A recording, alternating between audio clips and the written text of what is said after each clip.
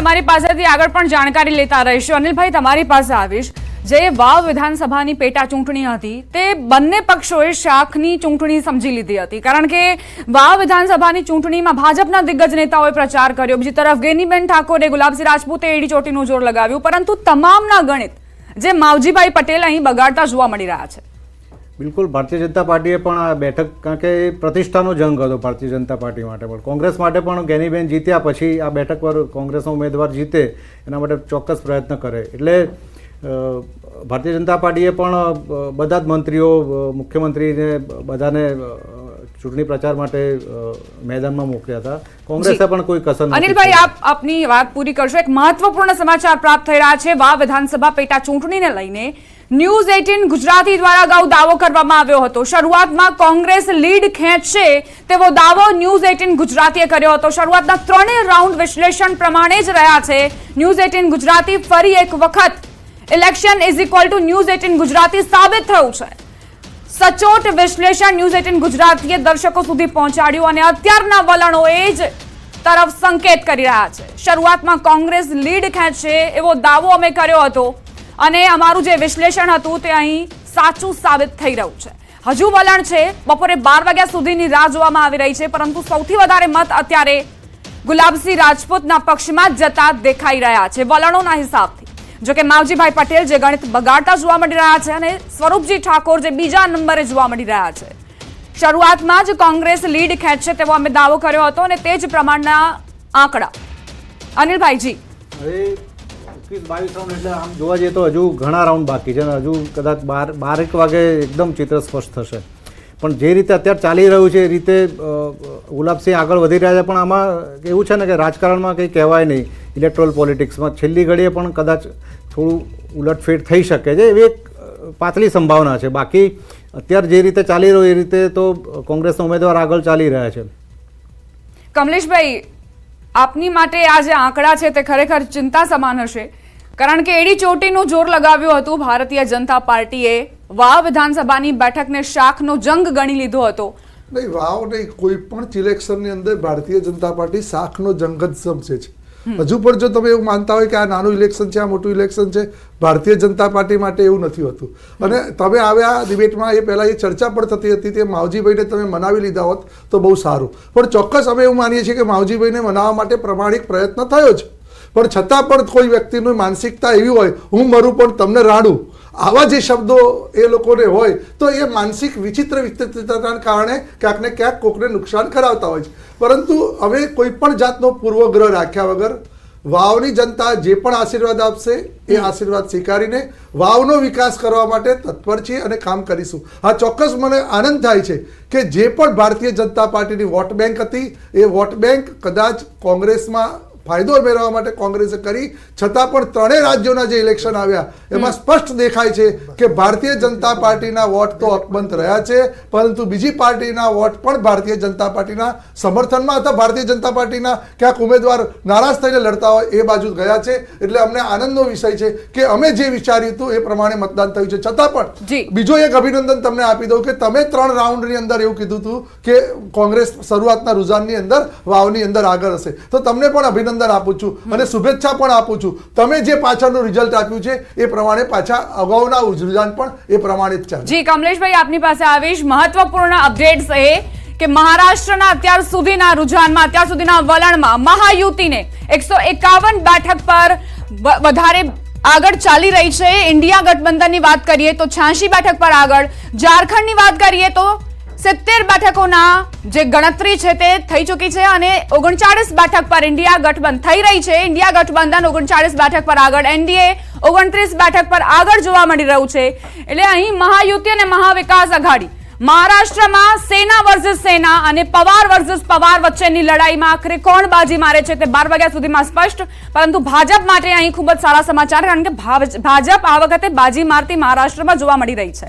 કમલેશભાઈ, મરાઠા આંદોલનની પણ અસર ભાજપને નડશે તેવું કહેવાતું હતું, પરંતુ આંકડાઓ અત્યારના રુઝાન અલગ વલણ દર્શાવી રહ્યા છે. ચોક્કસ કોઈ પણ વસ્તુ ક્યાં નડશે એ રાજકીય વિશ્લેષકો પોતાની રીતે ચર્ચા કરતા હોય છે, પરંતુ ભારતીય જનતા પાર્ટી એ વિષય ઉપર ક્યારેય ચર્ચા એટલી નથી કરતી કે મને આ નડશે અને આમ કરશે તો આમ કરશે. અમે લોકોએ હજુ પણ કીધું કે મહારાષ્ટ્રમાં અસ્થિરતા થવા માટે જવાબદાર મુખ્યમંત્રી બનવાની જીદ હતી અને એના કારણે અસ્થિરતા થઈ, અને અસ્થિરતા થયા પછી જે અમારી ઉપર આક્ષેપો થયા એ આક્ષેપોની અંદર એમ જ થયું કે તમે મુખ્યમંત્રી બનાવવા માટે આ બધું કરી રહ્યા છો, પરંતુ જ્યારે શિંદે સાહેબે બરવો કર્યો ત્યારે સ્પષ્ટ એ થઈ ગયું કે કોઈ પણ રાજકીય વિશ્લેષક એવું નહોતો માનતો કે 1 મિનિટ પછી શિંદે સાહેબને મુખ્યમંત્રી તરીકે બિરાજમાન કરીશું, કેમ કે સૌથી વધારે સીટો ભારતીય જનતા પાર્ટી સાથે હતી. છતાં પણ અમારા ઉમેદવારને અમે સમજાવીને શિંદે સાહેબને મુખ્યમંત્રી બનાવ્યા. એટલે મુખ્યમંત્રી બનાવવાની જે જીદ હતી મહારાષ્ટ્રમાં એ પુરવાર થઈ ગઈ કે ભારતીય જનતા પાર્ટીના કારણે અસ્થિરતા નથી થઈ. એટલે ચોક્કસ પ્રજા પણ સમજે છે. અને આવનારા દિવસોની અંદર હમણાં જ તમારી આગળ અનિલભાઈ અમને પૂછ્યું કે હવે સીએમ કોણ હશે, તો અમે પણ કહીએ છીએ કે સીએમ ગમે તે હોય, પ્રજાનો વિજય છે. વાવમાં પણ જે પણ પરિણામ આવે એ પણ પ્રજાનો વિજય છે, અને ઝારખંડની અંદર પણ ચોક્કસ જે પણ આવે એ પ્રજાનો વિષય છે. પણ ત્રણેય જગ્યાએ અમારી જે વોટ બેંક છે એના અમે જે ધાર્યા હતા એ પ્રમાણે પરિણામ સારા આવ્યા છે, તો અમને પણ એનો આનંદ છે. કપિલભાઈ, ઝારખંડ અને મહારાષ્ટ્ર અત્યારે જે વલણ આવી રહ્યા છે, આપ સંતુષ્ટ છો? આશા હતી આવા વલણની કે બદલાશે? હજુ ફેરબદલની આશા છે? ચોક્કસથી ઝારખંડની અંદર જે પ્રકારે કોંગ્રેસ પાર્ટી ફરી એકવાર સરકાર બનાવવા જઈ રહી છે, કોંગ્રેસ પાર્ટી અમારા જેએમના મુખ્યમંત્રી શ્રી હેમંત સોરેનજીને જે પ્રકારે જેલમાં નાખવામાં આવ્યા હતા તેનો બદલો એ ઝારખંડની જનતા લઈ રહી છે તેવું હાલ વલણો પરથી દેખાઈ આવ્યું છે. મહારાષ્ટ્રની અંદર ચોક્કસથી વલણો બદલાવાના છે. ચોક્કસથી હજુ 12 વાગ્યા સુધીના સમયમાં તમામ 288 સીટોના વલણ આવશે, વલણો બદલાશે. અને જે પ્રકારે મહારાષ્ટ્રની અંદર ભારતીય જનતા પાર્ટીએ શામ દામ દંડ ભેદની નીતિ અપનાવીને આ સમગ્ર ચૂંટણી જે પ્રકારે લડી છે એ ખૂબ આ લોકશાહી માટે ખૂબ જ શરમજનક બાબત છે. મહારાષ્ટ્રની અંદર ભારતીય જનતા પાર્ટીના રાષ્ટ્રીય કપિલભાઈ, ઝારખંડના વલણ આવી રહ્યા છે. 71 બેઠકો પર અત્યારે જે ગણતરી છે તે ચાલી રહી છે, જેમાં ઇન્ડિયા ગઠબંધન 41 બેઠક પર આગળ, એનડીએ 28 બેઠક પર અને અધર્સને અન્યને 2 બેઠક પર. તો આ અત્યારે ચિત્ર જોવા મળી રહ્યું છે અત્યારના વલણ પ્રમાણે. ઇન્ડિયા ગઠબંધન ઝારખંડમાં સરકાર બનાવવા તરફ. જી કપિલ. ચોક્કસથી ઇન્ડિયા ગઠબંધન બહુમતીનો આંકડો રૂઝાનમાં પાર કરી ચૂક્યું છે. મારી વાત હતી મહારાષ્ટ્રની અંદર જે પ્રકારે લોકશાહીની સરેઆમ હત્યા, જે પ્રકારે તાનાશાહી વલણ જોયું છે, ભારતીય જનતા પાર્ટીના રાષ્ટ્રીય મહાસચિવ લેવલના વ્યક્તિ તાવડેજી એ બેગ ભરીને મતદારોને પૈસા વેચતા રંગે હાથ લોકોએ પકડ્યા છે. ઇલેક્શન કમિશને નથી પકડ્યા, જનતા પકડાય છે. નાસિકની અંદર 2 કરોડ રૂપિયા ભારતીય જનતા પાર્ટીના નેતા જોડેથી પકડાય. ભારતીય જનતા પાર્ટીએ રૂપિયાનો વરસાદ કરી નાખ્યો મહારાષ્ટ્રના વોટરોને ખરીદવા માટે. મહારાષ્ટ્રની ધારાવીની 1 લાખ કરોડની જમીન એ પોતાના માનીતા ઉદ્યોગપતિને આપી દેવા માટેનો આ આખી સરકાર તોડવાનો જે કારસો હતો એની કબૂલાત સ્વયં ભારતીય જનતા પાર્ટીના સાથી અજીત પવારે કરી હતી કે આ ગઠબંધન માટેની જે મિટિંગ થઈ એ માનનીય અદાણીજીના નેતૃત્વ હેઠળ અદાણીજીના ઘરે થઈ હતી. આ ભારતીય જનતા પાર્ટીના સાથી પક્ષે કહ્યું છે, કોંગ્રેસ પાર્ટીનો આક્ષેપ જ નથી. કોંગ્રેસ પાર્ટી નથી બોલતી. અજીત દાદા પવાર પોતે કે ભારતીય જનતા પાર્ટીની સરકારમાં જોડાવા માટે અદાણીજીના ઘરે મિટિંગ થઈ હતી. એટલે મહારાષ્ટ્રની જનતા બધી વસ્તુ જોઈ રહી છે. મહારાષ્ટ્રની જનતા એ ખૂબ ક્રાંતિકારી જનતા છે. મહારાષ્ટ્રે આપણને ઘણા ક્રાંતિકારીઓ આપ્યા છે. શિવાજી મહારાજની વાત હોય, બાબા સાહેબ આંબેડકરની વાત હોય, એ ક્રાંતિની ભૂમિ છે. મહારાષ્ટ્રના પરિણામો 12 વાગ્યા સુધી બદલાશે.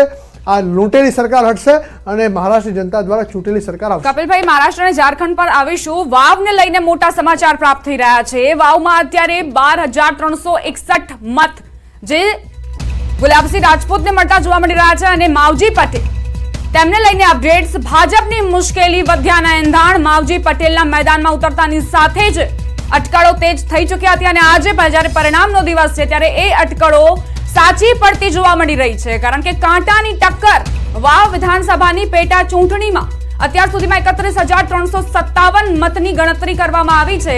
12,361 મત જે ગુલાબસિંહના પલડામાં, તો આ તરફ 11,887 મત સ્વરૂપજીને મળ્યા છે. માવજી પટેલની વાત કરીએ 6,510 મત માવજી પટેલને મળ્યા છે. એટલે ગુલાબસિંહ કરતા અડધા મત લગભગ આસપાસનો આંકડો જે માવજી પટેલના ભાગમાં આવ્યો છે. અત્યાર સુધીમાં 31,357 મતની ગણતરીના આંકડા તમારી ટેલિવિઝન સ્ક્રીન પર અમે મૂક્યા છે. એટલે વાવ વિધાનસભાની આ પેટા ચૂંટણીનો આખો ગણિત માવજી પટેલના કારણે બગડ્યો છે. જો ભાજપના નેતાઓ બેઠકો કરી હોત સારી રીતે કરી હોત તો કદાચ માવજી પટેલ માની ગયા હોત ને ચૂંટણી મેદાનમાં ન હોત અને સ્વરૂપજી ઠાકોરને તેનો ફાયદો થયો હોત.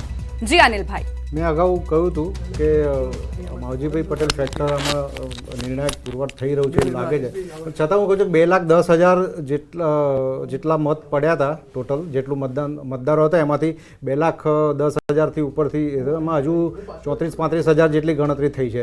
એટલે એવું લાગે, મને એવું લાગે છે કે આમાં કદાચ છેલ્લા રાઉન્ડ સુધી આ કટોકટ રહેશે, રસાકસી રહેશે. એટલે અત્યારથી તો પ્રિડિક્શન કરવું મને એવું લાગે છે કે બહુ વહેલું છે. જી અનિલભાઈ, આપે જેવી રીતે વાત કરી વાવ વિધાનસભાની ચૂંટણીને લઈને, પરંતુ મહારાષ્ટ્રની વાત કરીએ તો અલગ ગણિત જોવા મળી રહ્યું છે. અહીં મહાયુતિ અને મહાવિકાસ આઘાડી બંનેના અલગ અલગ મુદ્દાઓ હતા, પરંતુ જે વધારે હાવી રહ્યા આ વખતે મુદ્દા તે શું લાડકી બહેન યોજના જેનો ફાયદો શિંદે જૂથને મળતો જોવા મળી રહ્યો છે, આપ શું માની રહ્યા છો તેને લઈને? ચોક્કસ લાડકી બહેન યોજના જે છે મહારાષ્ટ્રમાં એ ગેમ ચેન્જર પુરવાય થઈ રહી હોય એવું લાગે છે. અને સત્તારૂઢ પક્ષ એનડીએ છે અને કેન્દ્ર સરકારની પણ જે પણ બધી યોજનાઓ છે એ પણ દરેક રાજ્યમાં પહોંચતી હોય છે. કેટલાક રાજ્યો એનું અમલ નથી કરતા, એ પણ આપણે જોયું છે, પશ્ચિમ બંગાળ હોય કે બીજા કોઈ રાજ્ય હોય. પણ અહીંયા આગળ મહાયુતિની સરકાર હોવાથી, એનડીએની સરકાર હોવાથી એ પણ કેન્દ્ર સરકારની યોજનાઓ તો જે પણ બધી છે જ, આયુષ્યમાન યોજના હોય કે બીજી પણ યોજના હોય, અને રાજ્ય પૂરતી જે હજી યોજના લાડકી બહેન યોજના એ પણ ત્યાં આગળ એકદમ ગ્રાઉન્ડ લેવલ પર એણે કામ કર્યું છે અને બધા છેક નીચેના વર્ગ સુધી લોકોએ એનો લાભ ઉઠાવ્યો છે. એટલે એનો ફાયદો મળતો તો લાગી જ રહ્યો છે. અને તમે જુઓ કે દરેક બે જે મોટા ગઠબંધન છે એમાં 3 પક્ષો છે, એટલે મતો બધા આખા 6 પક્ષોમાં બધા વહેંચાઈ ગયા છે, પણ છેવટે તો જે આખું ગઠબંધન જે છે એની ગણતરી થતી હોય છે. એટલે મહારાષ્ટ્રમાં શિવસેનામાં શિંદે સરકારને સીએમ બનાવવા પડ્યા, પણ હવે જ્યારે સિંગલ લાર્જેસ્ટ પાર્ટી જોવા જઈએ તો ભારતીય જનતા પાર્ટીની થશે. એટલે પોતાના ગઠબંધનમાં પણ એ લોકો એવો પ્રયાસ કરશે ભારતીય જનતા પાર્ટી કે પોતાના મુખ્યમંત્રી હોય, કારણ કે સૌથી વધારે સિંગલ લાર્જેસ્ટ પાર્ટી એ બનવા જઈ રહી છે જે અત્યારના વલણ છે એના પરથી. અનિલભાઈ, જ્યારે લાડકી બહેન યોજના આવી હતી ત્યારે કોંગ્રેસે વિરોધ કર્યો હતો અને સાથે જ મહાવિકાસ આઘાડીનું કહેવું હતું કે આ રેવડી છે, જનતાને પ્રલોભન આપવામાં આવી રહ્યા છે. પરંતુ મધ્યપ્રદેશમાં પણ આપણે જોયું કઈ રીતે શિવરાજસિંહ ચૌહાણ આ યોજના લાવ્યા અને ત્યારબાદ જે ધરખમ ફેરફારો મધ્યપ્રદેશના રાજકારણમાં પણ જોવા મળ્યા હતા. તો કદાચ એ જ રસ્તે મહારાષ્ટ્રનું રાજકારણ પણ આગળ જઈ રહ્યું છે. બિલકુલ સાચી વાત છે કે જેને આપણે પોપ્યુલર ટર્મ્સમાં રેવડી કલ્ચર કહીએ છીએ, જે દિલ્હીના મુખ્યમંત્રી અરવિંદ કેજરીવાલે, તત્કાલીન મુખ્યમંત્રીએ એ વખતે ચાલુ કર્યું હતું, મફત વીજળી, પાણી ને બધું. એ પછી એ રાજકીય પક્ષોને પણ લાગ્યું કે આ રીતે વચનો આપવાથી અને યોજનાઓના લાભ આપવાથી અને આટલા રૂપિયા આપીશું, પેન્શન ધારકોને આટલા રૂપિયા આપીશું, કે દરેક ઘરમાં બહેનોને આટલા આપીશું, કે વિધવાઓને આટલા રૂપિયા આપીશું, એનાથી મત પર અસર થઈ રહી છે. એટલે પછી ભારતીય જનતા પાર્ટીએ પણ આ રીતે શરૂ કરી યોજનાઓ. મુખ્યમંત્રી જ્યાં શિવરાજસિંહ, જે અત્યારે કેન્દ્રીય મંત્રી છે, કૃષિ મંત્રી, એમણે મધ્યપ્રદેશમાં મુખ્યમંત્રી હતા ત્યારે એમણે યોજના ચાલુ કરી હતી. પછી એમણે એ પ્રયોગ મહારાષ્ટ્રમાં પણ કર્યો અને એ પ્રયોગ જે છે તે મહારાષ્ટ્રમાં સફળ થતો જઈ રહ્યો છે. એટલે રેવડી કલ્ચર જોવા જઈએ તો કોઈ એક પર્ટિક્યુલર પક્ષ પૂરતું મર્યાદિત નથી, દરેક પક્ષ હવે આ રીતે કરી રહ્યું છે. પોતાની અનુકૂળતાએ બધા પક્ષો તેનો ઉપયોગ કરી રહ્યા છે. રોકાઈશું એક નાનકડા વિરામ માટે, પરંતુ પડે પડની અપડેટ્સ ન્યૂઝ 18 ગુજરાતી તમારા સુધી પહોંચાડતું રહેશે. જોતા રહો ન્યૂઝ 18 ગુજરાતી.